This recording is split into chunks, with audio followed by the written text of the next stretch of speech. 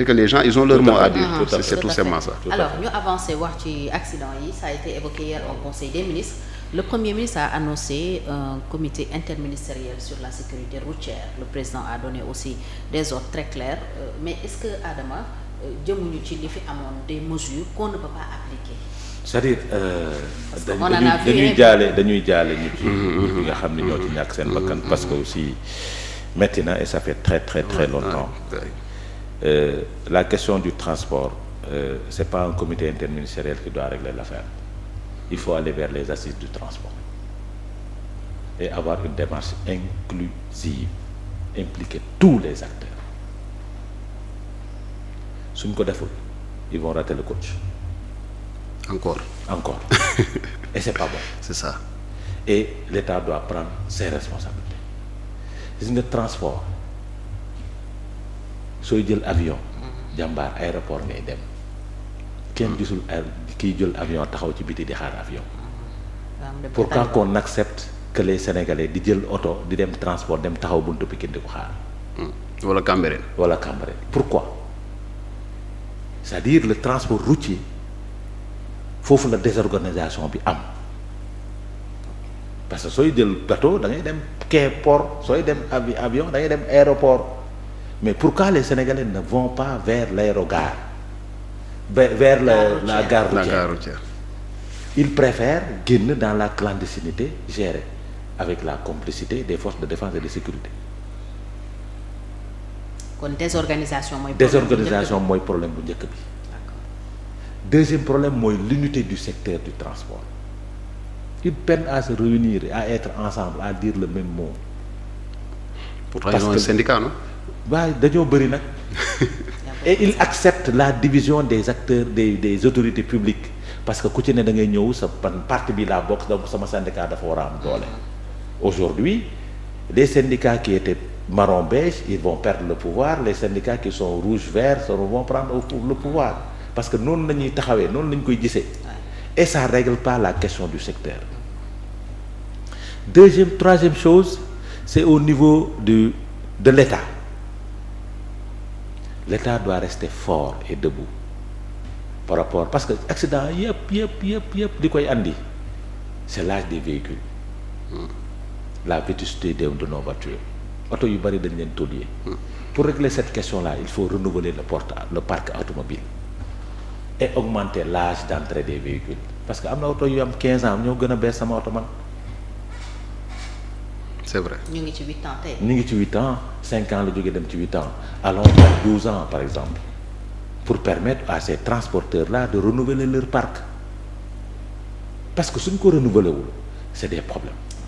La visite technique aussi pose problème. Je pense que c'est là où le bas blesse. J'ai dit la visite technique aussi pose problème. Mais est-ce qu'il y a des véhicules qui vont même en visite technique déjà? moo tax ma ne la ça véhicule est-ce que ñeme nañ dem visite technique? Non j'ai dit xoolal c'est-à-dire on prend l'accident de Ourossogui. xam naa laser lañ koy defee rek à 35 ans la am kenn ki 30 ans la oto bi am.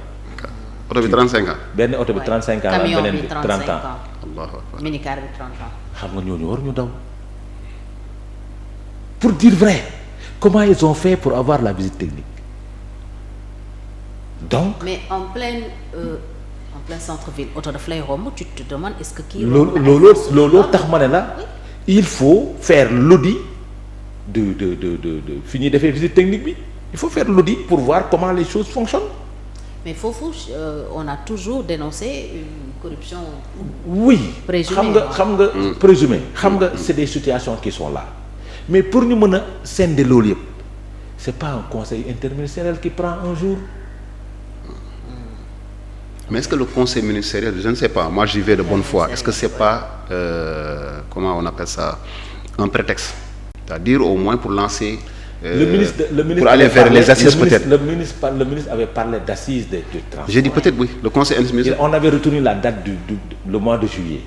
Aujourd'hui on parle du mois de septembre. Les transporteurs s'étaient préparés woon nañ seen bopp pour préparer au mois de juillet ñu renvoyer ko au mois de septembre. Aujourd'hui on a dit c'est maintenu les assises toujours. Oui pour le mois de septembre. Oui. Tey ñu wax ñu ne le ministre a rencontré certains acteurs pas les acteurs du transport forces de défense et de sécurité, oui, bien sûr. ministères concernés, oui. sans les acteurs. Les services de l'État en fait. Les services de l'État, sans les acteurs. Bien sûr. day rappeler décision yi nga xam ni moo amoon les 23 mesures là. dañ ko jël sans les acteurs. est-ce que nekkuñu ci mais peut-être c'est un premier pas non peut-être c'est une première étape. je ne dirais pas ça. rencontrer les suñ defee ci mimétisme rek nekk erreur. Et aussi le ministre de tutelle doit revoir sa communication parce que ça blesse aussi les transporteurs. parce que dem nañ ne ba ngeen di da ngeen di ŋàcc. yërëm leen sénégalais. da ngeen di ŋàcc deretu askan bi ça c'est. Il a parlé avec le cœur en fait. Il a parlé avec le cœur et un ministre, l'autorité ne doit pas parler dans l'émotion. te ba mu ko waxee il a blessé les transporteurs. Quand bien même beaucoup de Sénégalais partagent son avis. J'ai dit moi y compris. j'ai dit déglu baax dama ne. oui bien sûr je suis d'accord. am na fii car rapide yi mooy xaw ma lan nu mu tudd malaakul muuti. Ce sont les cars rapides qui sont pas rapides. Voilà on te dit war ngay ne da ngay xaru. mais c'est un secteur boo xamante ni. il faut du courage pour réguler ko. il faut beaucoup de courage. mais il faut que les forces de défense et de sécurité accompagnent l'État par rapport à certaines décisions. Absolument. mais te bu loolu am il faut ñu def une démarche inclusive bu ñu bàyyi benn acteur mais aussi diminuer le populisme. C'est important. Diminuer le populisme parce que soo xeexee le secteur privé pour développer le secteur public tu vas créer énormément de dégâts et beaucoup de chômeurs. Le privé est porteur d'emploi. Aujourd'hui, on a vu que Diamniadio bi su fa nekkoon yooyu génn nañ ko pour mu ñëw. Ils sont en train de préparer et ça c'est pas bon. Ils vont aller en conflit avec le secteur privé et ça c'est pas bon. Comme genre concurrence. Voilà, ça c'est pas bon. Mon État am na moyen mais secteur privé bi amuñu moyen. Moo tax il faut ñu toog. Cette assise là dafa war a am.